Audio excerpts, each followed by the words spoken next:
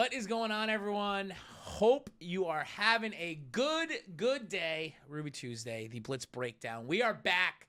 JP Smollins back from his extravagant trip overseas in Europe. Hope you had a lot of cheese and champagne or whatever people eat and drink over there. Yes. JP Smollins, you ready for high school football now? Week 7, back at it. I was actually back last Friday night, so I got, my feet wet yet again. Saw some more, some good football games. And, yes, back to make my predictions for Week 8. Well, we are here. The WPRI Blitz Breakdown, WPRI 12 Plus. You can watch it on the app there. Make sure you check out providencejournal.com as well, the YouTube channel, and everything, because right now the talk of the town, at least in Week 6 for me, from what I heard, lots of Jillian talk going on. Teams are not getting happy with her picking again. She's getting into the picks game now since you were gone, and teams, she's motivating some people. It's happening. So today's show, what we're going to do our usual picks, third segment. We're going to be talking about some dark horse candidates that could win Super Bowls this season. But first, we're going to go a little bit over Week 6 and what happened. JP, like you said, you were back. You got to see a couple games. It was good to kind of be back. Are we starting to see playoff-type football? I think that's a fair assessment. Teams are starting to separate themselves. It's going to be a very interesting little stretch run here for teams trying to claw their way into the playoffs and trying to make a push here. In the last week, and essentially, then it's go time. It's playoff time. So yes, it's. I think the teams are finding out who they are, and if not, they're trying to scramble for some answers quickly because we're running out of time. Well, speaking of teams clawing their way back into playoff, let's get started with some of the big games from last week. Division II, Thursday night, I was like, well, this game's going to stink out loud. It did not. Pawtucket played great football, was leading by 2 touchdowns. Woonsocket, with one of the more improbable comebacks, Braylon Gilbo comes in, hadn't played quarterback since he was 9 years old, took over for Patrick Munger, who caught a second flag and was taken out of the game, and leads his team to victory, a 21-20 win over Pawtucket. And it was just, we've seen this Woonsocket team perform very well at times. This offense, we know it can click. They're tough on defense. It was just impressive to see a kid, and I don't even know what play they were running. They were like, oh yeah, we were running plays. It didn't look like they were running plays. It looked like they were going 5 wide, get those guys down the field. Gilbo on his first 3 plays when he got in the game was incomplete, threw a 1-yard completion, another incomplete pass. Then they just started sending dudes deep. And he just started running, and he connected on one 20-yard pass. But to see a kid just step up in that moment, I mean, that's huge for any team. And Woonsocket was on outside looking in on the playoff picture. Now they're back in the top 8. And what can a win like that do for a team as they're trying to grind in, and especially with a big game for them coming up this week? Well, I think, obviously, when you have to dig down deep and you next man up, that was like a big Patriot thing forever, next man up, right? So for him to step up and do that and to keep the season alive, because there's nothing worse than being at this point of the season, realizing like there's nothing left to play for. You've kind of hope is left the arena, and you're just kind of just chalking off the days. So to have that opportunity for him to come in and step up and save it, and obviously Woonsocket, we've seen them score points. That game against Westerly was a crazy game. So I think that there's an opportunity there for a team to kind of maybe just light a fire and just find a new sense of self in the stretch run there. JP, TV professionals, Patriot, which is said Patriot way. Yeah. Perfect segue into our next game, because the big one on Friday night, and I was there the entire day. LaSalle getting ready for this big challenge on the road against St. Ray. Say this was the biggest game of the year for St. Rayfield. They've been waiting for this for the semifinal, and the Rams completely outclassed them from start to finish. LaSalle playing some of the best football I've seen them play in years. Sam Perry just looking every bit of a superstar quarterback. 5 touchdown passes in the game. Not just Antonio Bearden thought it was going to be a big Antonio Bearden game. It wasn't. He just picked apart the St. Rayfield secondary. They couldn't get that pass rush in, and just boom, boom, boom. It was Jaden Givens. It was Jalen Mosley. Adrian Deloise with the toe drag swag in the back of the end zone. Just an impressive start-to-finish performance. And the defense as well. They played great. They gave up a couple big plays. That's going to happen, especially with the burners that St. Ray's has. But just for them to really separate themselves, we're starting to see that kind of levels of good in Division I, where these top 3 teams, and we're going to talk about them a little bit later. My question with LaSalle right now is they scored their first rushing touchdown of the season in this game. JP, can you win a Super Bowl if you can't run the football? I don't think it's a great formula for success, but I mean, I guess, yeah. I mean, They're going to try. They're going to try. I mean, but I mean, look at the skill position guys that they have. I mean, the speed that they have. So yeah, we'd be crazy not to like spread the ball around. And I'm obviously Antonio Bearden's had a wonderful season, and obviously every coach that watches film of LaSalle figures we got to get him out of the game. So now with these other guys stepping up, though, Sam Perry's decision making is so good right now. Well, we talked about him early in the season, and I was, always a big fan of his, and thought he seems like he just fits the role very well. I mean, it seems calm, cool, collected, doesn't get too high, doesn't get too low, and just has all the ability to kind of spread the ball around and hit it to other people. So, can they win without a running game? I think probably, yeah. I mean, hey, this season for them, I mean, they faced all the challenges that have kind of been presented to them, and so far they've checked off all the boxes. So now it's, I guess, they close with, who do they close with? I got Barnstable coming up this week, yes, and then okay. I can't remember who their last game is, but that's okay because that's in 2 weeks, and I don't have to worry about it right now. 2 weeks, yeah. So Barnstable, I mean, obviously they've consistently had fairly good programs there, so it'll be another out-of-state test for them. But I mean, they passed all the in-state tests that they needed to so far. So. Can they win without a running game? Maybe. I guess that's a solid answer. That's a very solid maybe. Yeah. Speaking of teams that have won with a run game, Hendricken. Very interesting one. I thought, at the Journal, we kind of figure out, hey, where are we going to schedule games? We're looking for the competitive games, big games. Originally, we were going to go to Hendricken Central. Like, okay, it might be competitive. Then I saw Central get absolutely dismantled by Westerly. I'm like, well, this is a blowout. We're not going. Knights made a game of this, 14-14 at the half, and then the Hendricken run game kind of takes over. Defense continues to play well. Shut out Central in the second half, but Isaiah Berto with the touchdown, Jeremy Seedy with the touchdown, Matthew Pettit capping it off. That run game's coming around. The defense is dominating. Is this going to be one of those turning point games where maybe that was the wake up call Hendricken needed to be like, hey, we got to play better if we're going to try to win a Super Bowl this year? And I think that is basically the recipe they've used for how many years now to win Super Bowls, to have a defense come together and just stifle their opponents, and then just to run the ball down the other team's throat. But they need a wake-up call. So they haven't played. Let's be honest, they haven't played good this year. They just haven't been good, or at least not what we are used to seeing from them. Is that the kind of moment where it can be like, okay, now we know what we need to do? I think that yeah, and obviously with Jeremy Seedy there, I mean, he's a fabulous football player, and it's just if they find themselves at the right time. I mean, again, we're all going to look back at the playoffs, the postseason, and what you do in the Super Bowl. So what happened in weeks 2 or 3. If you can find yourself at the right time and just find a formula that works for you, then hey, exactly. Only one team will hold the trophy, and if you put it all together in that stretch run, which they've done consistently in the past, when maybe they weren't, clicking on all cylinders in that midseason area. I mean, I wouldn't be shocked. All right, we're going to get into the North Smithfield Narragansett game. We're running a little late on time. I don't want Jillian to be mad at me because we know what happens when she gets angry. But we will talk a little bit about this in our second segment. We're going to be hitting who are these dark horse candidates to win Super Bowls this season. Segment 1 in the books. We'll see you in 2 minutes.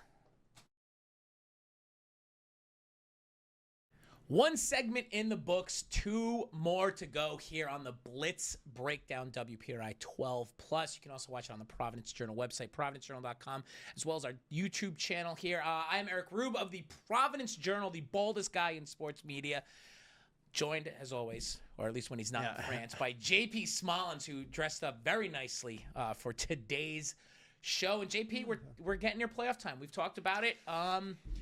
We're talking about who can win championships. We know who can win championships, but we're looking for some dark horse candidates right now. And let's just start with Division I. I think very clearly LaSalle, North Kingstown, Hendricken, those are our favorite. And Hendricken, even then, with they're starting to play good, but they're always, until they really start losing, they're always going to be a favorite. But dark horse candidates, I mean, are there any out there? Is there one could possibly be a team that could still win a Super Bowl, even though they might not be among those favorites? Well, I mean, I saw them Friday night. I mean, can we call them a dark horse when they're undefeated, Portsmouth? We can talk Portsmouth. Okay, all right. I mean, I think they They have a nice operation. It's a very clean, fluid operation. They were up. They scored like 14 points in like a blink of an eye. They can run it. They can throw it. They're very confident. So I don't know. Portsmouth. I mean, yeah. The thing that worries me about Portsmouth, and I've said it a lot, is that they really haven't played anyone. Okay. And that's the thing. Like, that's what. But also the same point that also makes them scary. We haven't seen them against the top team. They haven't beaten anyone or played anyone above 500 yet. And I'm curious. Like, okay, they're beating teams, but that also makes them scary. The confidence that you haven't lost the game all season. Right. I think we're gonna find that answer. Will we find that answer on Halloween when they play Hendricken? I think that'll be the prove it game. It's going to be an interesting game because there's not a lot of games on the schedule. Everyone's kind of like ducking out of Halloween. I guess they don't want to ruin too much trick-or-treating. It's trick-or-treat time. We're doing trick-or-treating on Halloween.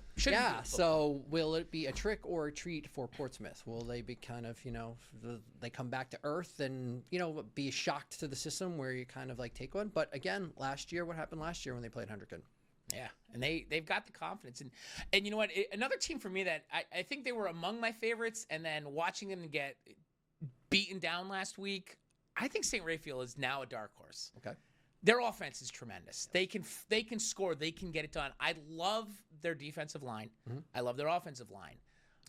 Johnny Germain is still one of the state's great rising talents. I think it's there, and I'm hoping, at least for competitiveness, that this loss to LaSalle was a wake-up call. Like, to say, like, guys, we need to be, they need to play better as a team. They need to take a little bit more accountability with some of the mistakes they're making, but they're there. This team can win a Super Bowl. They're talented enough. They might have more individual talent than any other team in the state.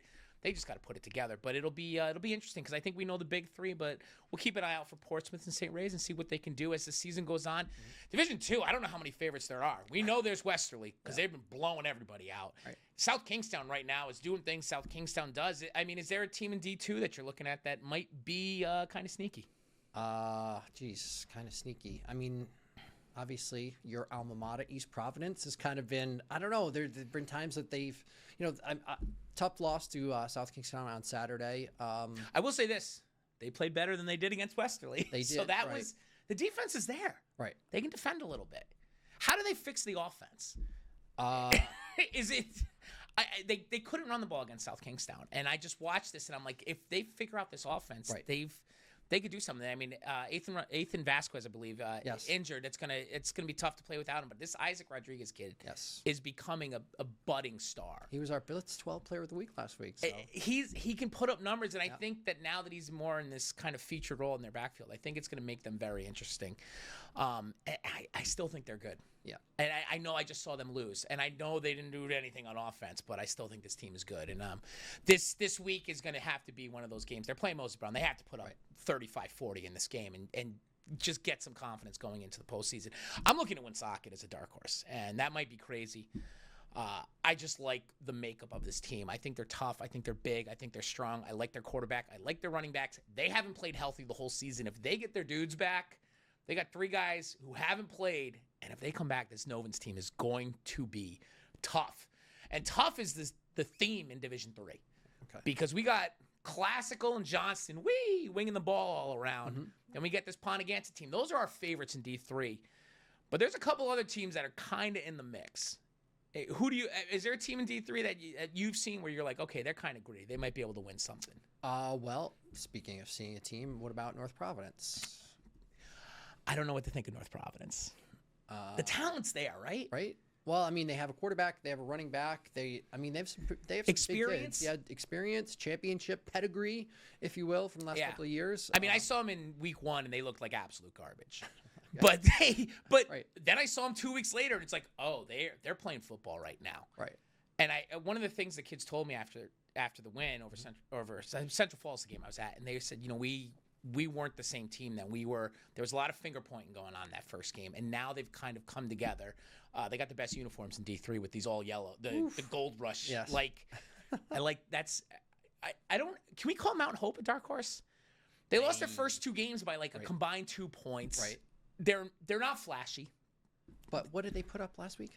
They put up 50. Okay. But they are so, and I've been saying it all year, they're playoff built, playoff ready. Right. I really think this Mount Hope team They're not super high. Hopefully we won't have any court cases this year. And I just think that this team can win a Super Bowl provided the matchups are right. If they get lined up in this 2-3 slot, I think they're in good shape. I don't think anyone's going to want to play them. Right. Like, I think a team like Classical throws a little bit. Johnson, too. I don't know if they want to go up against this team, so it'll be interesting to see what the Huskies do. And D4, no more fun division than D4. After last week, Narragansett and North Smithfield, what a football game. The entire afternoon. I thought Mariners were going to have a little bit more of the run game. We're going to be able to hold them down defensively. Jillian was all over it, too. She's like, Mariners, no doubt. North Smithfield, Ben Black heard that, and he was like, nope, sorry, Jillian. We're winning this game, and we're going to win this game big. Their offense looked tremendous, and those are two favorites. But we got a defending champion who may be suddenly in the dark horse. What do you think about Davies so far? Think about Davies. Well, again, we've talked about them a couple of times. I mean, we saw it in person against Hope. I mean, they have big play potential, and they can score at any time. So having that as an option, as a possibility. I mean, they can get in a shootout. I mean, I don't know, North Smithfield and Davies, and that would be a fabulous semifinal. I'm down. I'm down for 70 points in the game. I'm cool.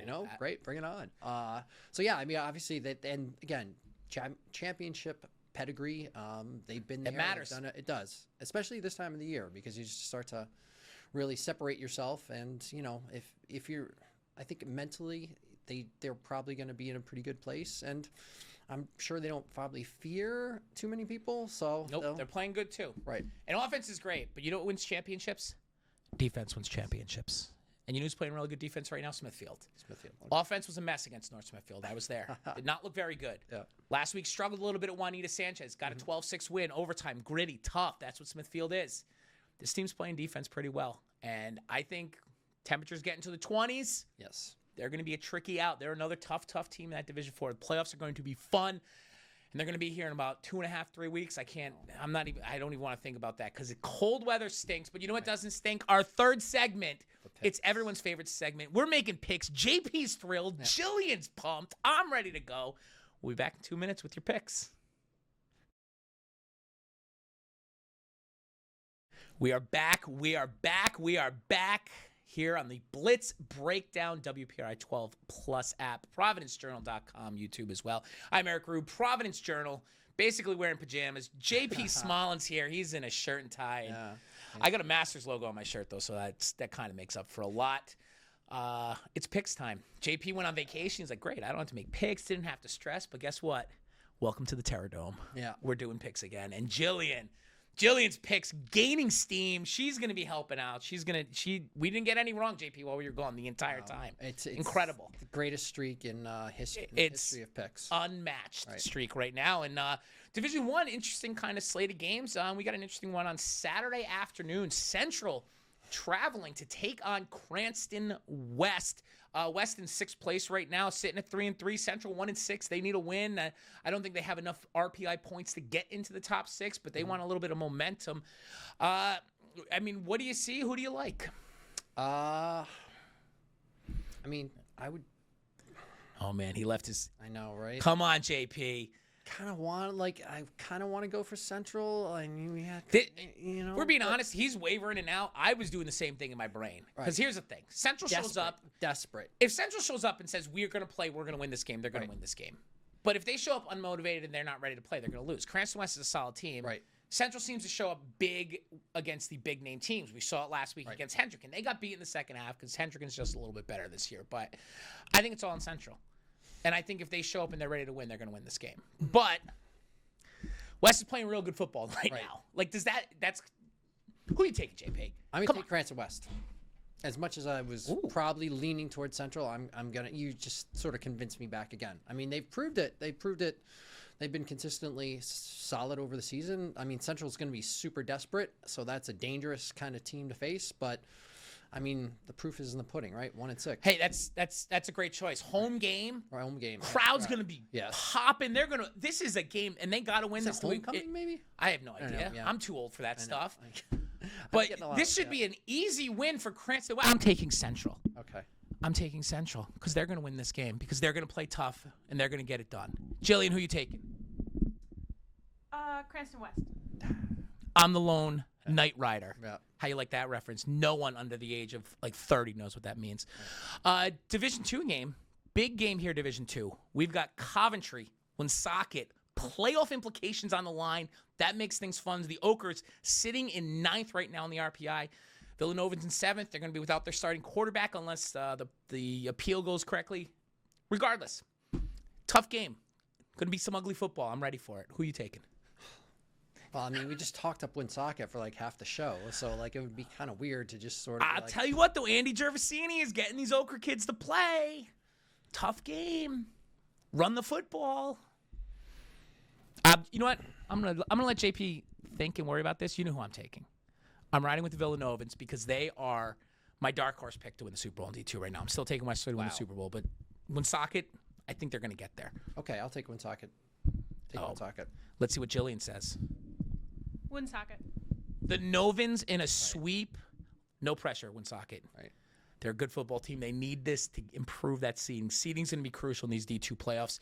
We got a big game in D3. I'm going to cover 6 class championship cross-country meets on Saturday. I'm super pumped for it.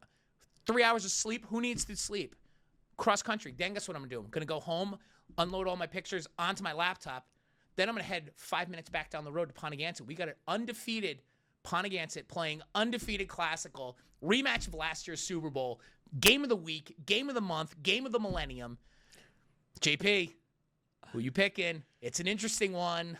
It is. We know what happened last time they played. Yes. Last time they played, Pontigansett won the Super Bowl, but in the regular season, Classical beat up on Pontigansett. So turnabout is fair play. I don't think any of the Chieftains want to hear that. Okay. Because it was like 40-0. It was ugly. It was ugly. So, do I use the logic and say Classical win? No, wait. So then I would want to. Oh, see, this is thinking is going on. Right. Classical throws the football, had a lot of points last week. Offense starting to click. And it's going to be a nice day, so they should be able to throw the football without much problem. And I say Classical takes the regular season matchup and a little bit of an upset. I thought we were getting a Super Bowl preview pick there, too. Yeah. Listen, Classical's a better team. Classical's defense been playing great. They've given up 2 scores, I think, the last 3-4 games. They're playing good. Offense firing. Pontigansett doesn't have a single player. I don't think that can. Or no, they have Zach Rocky, who's an absolute monster in the middle. But he can't cover every single receiver, and that's going to be an issue. So Pontigansett's going to be in trouble in this game, but the Chieftains are going to win because they're going to run the football. They're going to control the football because that is what Pontigansett football is now. Big, tough, strong. This game, I want to see points. No points in this one. It's going to be ugly. 14-7, something like that. Pontigansett in the upset, sort of, but not really, on Saturday. Jillian, who you rolling with? Let's go with Classical. Jillian takes the purple. Yep. Interesting decision. It's going to be a fun Saturday. Did I make that pick so I don't get booed by the home crowd? I don't know. Maybe. Am I going to eat French fries on Saturday from their concession stand? Oh, yeah, that's happening. Division 4, not a lot of big matchups in here, but kind of a curious one, especially for playoff seeding. Exeter West Greenwich. They're 2-4. They're sitting 8th in the D4 RPI right now. They're coming off a 20-0 win over Hope. Defense playing well. They're traveling to take on Smithfield. Smithfield's 4-2. Smithfield has not produced well on offense, just needed overtime to beat Juanita Sanchez. Smithfield needs this to keep that 3rd spot. They want to have a first-round home game. They're going to need a win here. Smithfield hosting EWG. JP, what do you think? What are we doing here? Well, they say defense wins championships. Smithfield's defense is on point right now, so I am going to take the home team. I'm going to take Smithfield to defeat Exeter West. You know what? I talked to an unnamed Division 4 coach the other day, and he was talking. He said, I'll tell you what, there's one team in the playoffs I don't want to play right now, and that's Exeter West Greenwich. Really? Wow. Exeter West Greenwich, tough, scrappy, young. Yep. They got halfway. Not halfway. They got a good line up front. Yeah. But Smithfield is. I don't know what to make of Smithfield. Exeter West Greenwich, I think, again, scrappy team. I think they're good, but I think Smithfield, they're talented. They've got it. The potential is there. I think the biggest thing, I think this is going to be one of those. This is, you know what, we're just going to say it. Breakout game, Kyle Bleakley, quarterback, sophomore, been playing good. Like what he does. Mobility's there. His dad was a superstar at East Providence. His dad was also an all-state swimmer. Kyle Bleakley, I think he's going to have a big game. I think this is going to be a big one. We're going to see the Smithfield offense, and this is going to get them jump-started into the playoffs. One pick left to make. Jillian, who you got? Smithfield. Jillian rolling with Smithfield, even though they let her down a couple weeks ago, but that's okay. those are our picks for the week. It's going to be a fun week of football. It's kind of a weird schedule. Yeah. We've already talked the Halloween schedule even crazier, but one game Thursday, a billion games it feels like on Friday and Saturday. Yeah. You looking forward to anything in particular? Looking forward to anything in particular. Just dodging the rain. I feel like there's rain in the schedule. Yeah, I know. We've been pretty blessed with that. We'll knock on wood on that. Like We'll talk to Tony. Yeah. Tony can change the weather, right? He has. Is the that how power. that works? Yes, he has the power. Yeah, he's Tony P. He's the man. But yeah, that's the show. Yeah. JP back from France. I know. Woo. Eric Rueb back from Foster. Jillian, the superstar, back as always, making picks, controlling everything so we look good, sound good. Guys, thanks for watching the Blitz Breakdown, WPRI 12+ app, ProvidenceJournal.com. Fun week of football coming up. Week 7 almost here. We'll see you out on the field.